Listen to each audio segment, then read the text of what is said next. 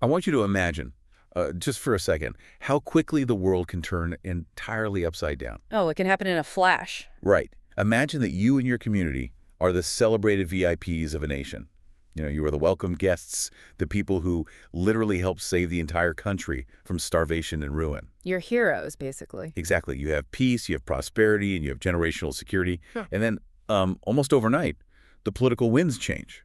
A new administration comes in, and suddenly the script flips. Yeah, that is a jarring transition. You go from being a protected, celebrated resident to an oppressed captive, viewed not as a savior, but as a dangerous threat. It sounds like the plot of a dystopian thriller, but this is exactly where our deep dive begins today. It's a terrifying scenario, and framing it that way for the listener really immediately brings the stakes into focus. When a political landscape shifts that drastically, I mean, the implications go far beyond new policies or tax codes. Right, it's existential. Absolutely. It changes the fundamental definition of who belongs, who is valued, and who is suddenly categorized as an enemy of the state. And that brings us to the core mission for this deep dive. Today, we are exploring a specific sermon centered on the first chapter of the book of Exodus. It's a really compelling piece of source material. It is. We have a fascinating stack of material from this sermon, and our goal is to unpack how this ancient text reveals some incredibly profound patterns. We're going to examine the anatomy of political tyranny, the sheer power of unexpected resistance, and ultimately a theological blueprint for spiritual deliverance. Taking a magnifying glass to this specific text is highly revealing. People often treat the story of the Israelites in Egypt as just a dusty ancient myth. Right, like a Sunday school story. Exactly. But the sermon we're analyzing treats it as a living, recurring pattern of human behavior. It breaks down the mechanics of power dynamics, the psychology of fear, and the historical reality of divine intervention. Okay, let's unpack this. The sermon sets the scene with a really jarring transition. For generations, the Israelites had lived peacefully in Egypt. And this traces all the way back to the historical figure of Joseph. Right, Joseph the dreamer. Yes. By God's providence, Joseph had risen to immense power, essentially becoming the second in command of the Egyptian empire. He saved the entire nation and his own family from a devastating 7-year famine. He was a massive historical figure. But then the sermon points to a chilling line in the first chapter of Exodus. It says, "Now there arose a new king over Egypt who did not know Joseph." The analysis of that specific phrase in the sermon is crucial. When the text says this new Pharaoh did not know Joseph, we have to remember the context of ancient Egypt. Where they're obsessed with history. Exactly. The Egyptians were famously meticulous record keepers. They literally carved their history into stone. So Joseph was far too important of a historical figure to simply be misplaced in the royal archives. So it wasn't an accident. No, not at all. The nuance highlighted in the source material is that Joseph's legacy simply no longer mattered to this new king.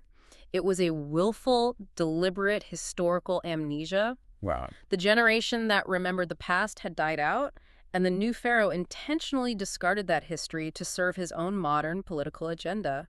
Discarding the past is such a dangerous pivot. When a nation's history is erased or rewritten like that, the people connected to that past lose their institutional protection, and the mechanics of oppression just kick in immediately. It's almost instantaneous. Pharaoh looks at the Israelite population and says, "Behold, the people of Israel are too many and too mighty for us." The underlying driver of his entire strategy was pure paranoia. Yeah, he was terrified. He really was. He was terrified that if a regional war broke out, this massive demographic of Israelites might form an alliance with Egypt's enemies, fight against them, and escape the land. That gives us a really clear window into the nature of tyranny itself. Dictatorships are almost universally rooted in deep insecurity. Oh, totally. Pharaoh's solution to this perceived demographic threat wasn't diplomatic. He didn't try to integrate the Israelites or create a cooperative society or build alliances. No, he went straight to force. Right. His immediate default mechanism was ruthless, crushing subjugation. He decided to transform a peaceful, thriving community into a captive slave labor force. And the physical details pulled from the text are just brutal. The Egyptians set taskmasters over them. They afflicted them with heavy burdens. The Israelites were forced to build these massive storage cities, Pithom and Ramses. And they had to do it using mortar and brick? Exactly. The text uses phrases like hard labor and bitter service. And the sermon makes a point to emphasize the word ruthlessly. Yeah, that word is key. This wasn't just about getting cheap labor for construction projects. The psychological goal was to completely break their spirit. What's fascinating here is how the sermon connects this grim historical reality to a much larger biblical theme. Because of this brutal, soul-crushing oppression, Egypt becomes what Scripture later refers to as the house of bondage. The house of bondage. Yes. The sermon points out that this phrase, the house of bondage, evolves into a massive theological symbol throughout the rest of the Bible. Egypt ceases to be just a geographical empire on a map. Right. It transforms into the ultimate archetype of spiritual slavery. So the physical slavery under the Egyptian empire becomes a tangible metaphor for something invisible but equally destructive. Precisely. The sermon draws a direct parallel between the physical enslavement of the Israelites and the spiritual condition of humanity. Just as Israel was enslaved by the tyrannical will of Pharaoh, the overarching biblical narrative asserts that humanity is enslaved by the tyranny of sin. That is a heavy parallel. It is. Yeah. To drive this home, the sermon references a quote from Jesus in the Gospel of John, chapter 8, where he states, "Everyone who practices sin is a slave to sin." Wow. So this entire account in Exodus functions as the Old Testament's foundational picture of redemption. It establishes that God specializes in rescuing slaves, while simultaneously demonstrating that the path to redemption often involves intense suffering. And that suffering leads to a massive, completely unexpected twist in the narrative. Oh, I love this part. Right. Pharaoh, the most powerful sovereign on the planet, executes a seemingly foolproof logical strategy. Oppress the marginalized population, break them physically with masonry and fieldwork, and naturally, their birth rates will plummet. That's the cold, harsh logic of empire. But verse 12 reveals an astonishing backfire. The text says that the more the Israelites were oppressed, the more they multiplied and the more they spread abroad. The harder Pharaoh squeezed, the more they grew. It is a stunning reversal of expectations. Pharaoh operated under the illusion that he was in total control of the future.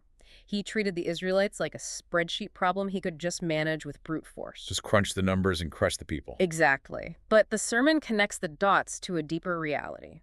Pharaoh was inadvertently picking a fight with the unstoppable promises of God. Going all the way back to Genesis. Right. Centuries before this specific Pharaoh ever took the throne, God made a covenant promise to Abraham in the book of Genesis, declaring, "I will surely multiply your offspring." And God doesn't break his promises. Never. God had promised to build a nation, and the sermon makes it explicitly clear that no earthly king or political machine could halt that momentum. Pharaoh threw the full weight and terror of the Egyptian empire at them, and it only accelerated their growth. Brute force achieving the exact opposite of its intended goal is just a wild concept. Yeah. And the sermon doesn't just leave this as an isolated incident in the Bronze Age. No, it maps this exact dynamic onto the broader history of the Christian church. The historical parallels are incredibly rich here. The sermon compares Israel multiplying under the boot of Egypt to the explosion of the early Christian church under the iron fist of the Roman Empire. Right. Rome tried the exact same playbook. They really did. The early Christians faced systematic state-sponsored persecution. They were marginalized, imprisoned, thrown to wild animals in the Colosseum, and executed by the state. Yet, mirroring the Israelites in Egypt, the heavier the oppression, the faster the Christian movement spread across the known world. To illustrate this phenomenon, the source material includes two unforgettable quotes from history.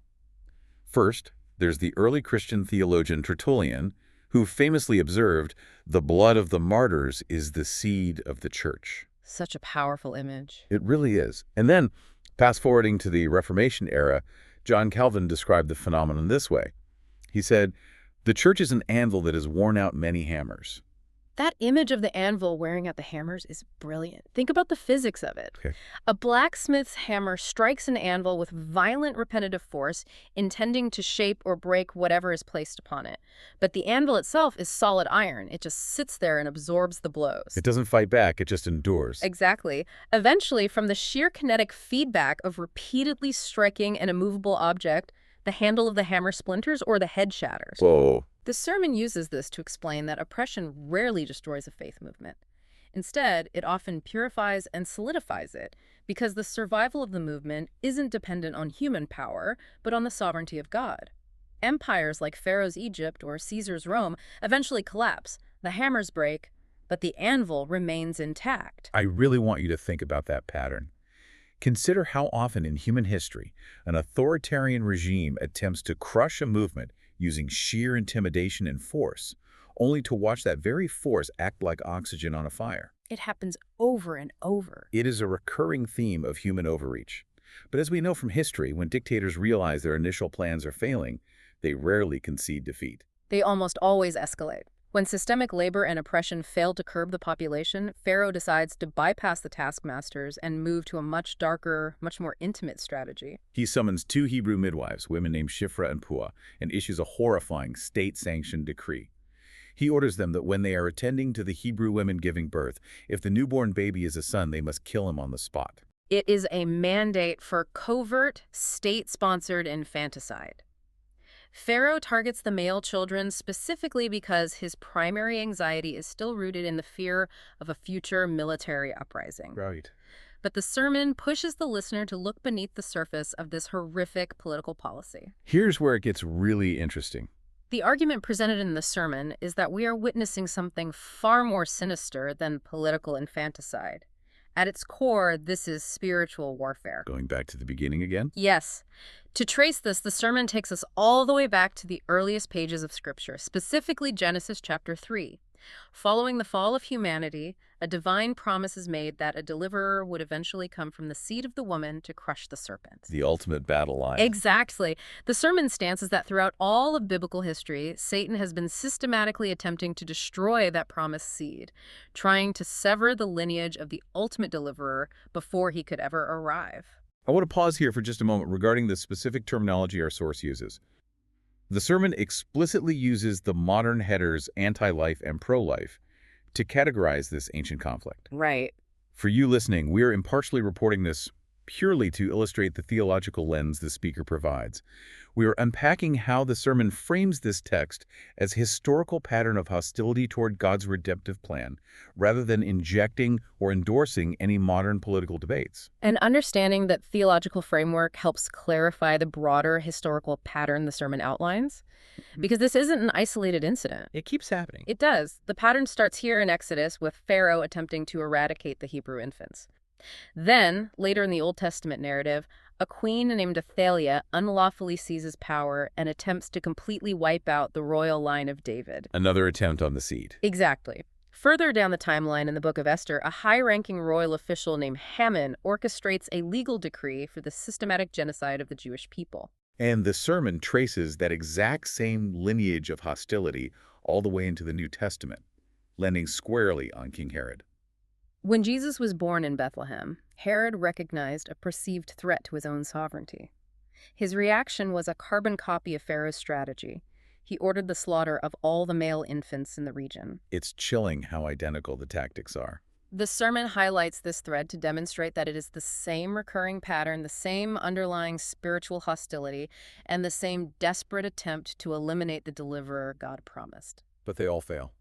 That's the ultimate takeaway the sermon emphasizes. From Pharaoh to Athaliah to Haman to Herod, every single attempt catastrophically failed. No tyrant possesses the authority to cancel the promises of God. That brings us back to the human element of the story, Shiphrah and Puah.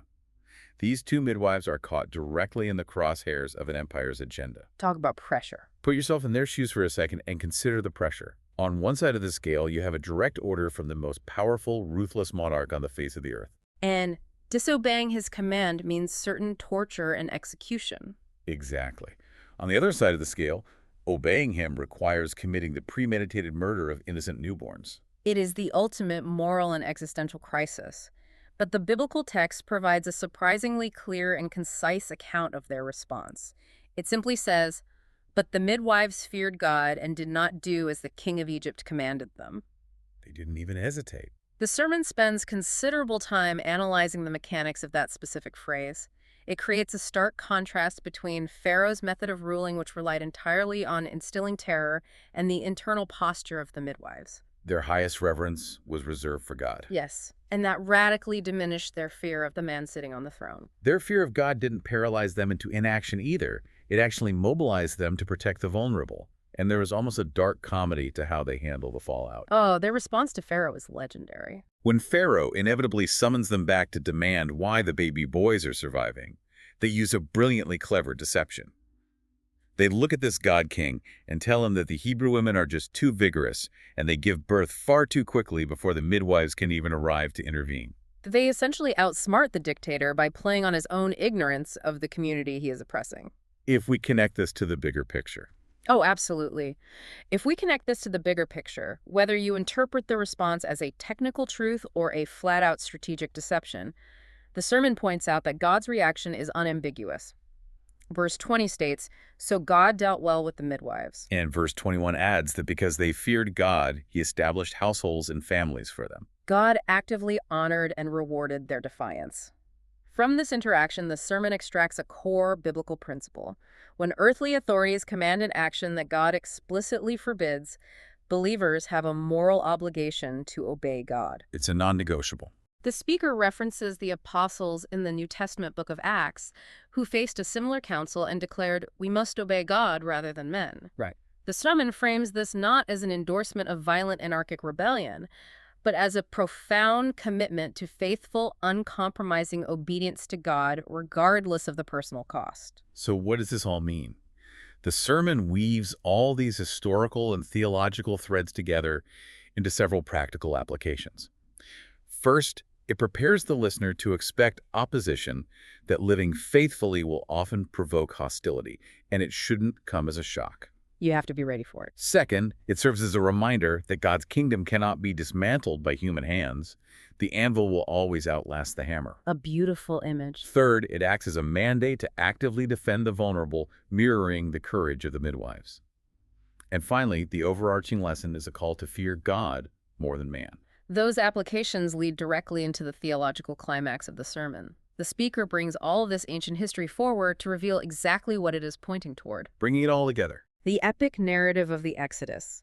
The baby boy Moses, whom Pharaoh failed to execute, who grows up to shatter Egypt's economy, part the Red Sea, and lead a nation out of the house of bondage, is fundamentally a shadow. A historical preview. Yes, pointing forward to a greater Exodus. A setup for the ultimate deliverer. Just as God preserved Moses from the wrath of Pharaoh, he preserved Jesus from the paranoia of Herod.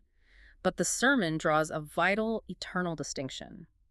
Jesus didn't incarnate simply to break the chains of temporal political slavery. It was much bigger than that. At the cross, Christ confronted what the sermon refers to as the deepest Pharaoh of all, the absolute cosmic tyranny of sin, death, and Satan.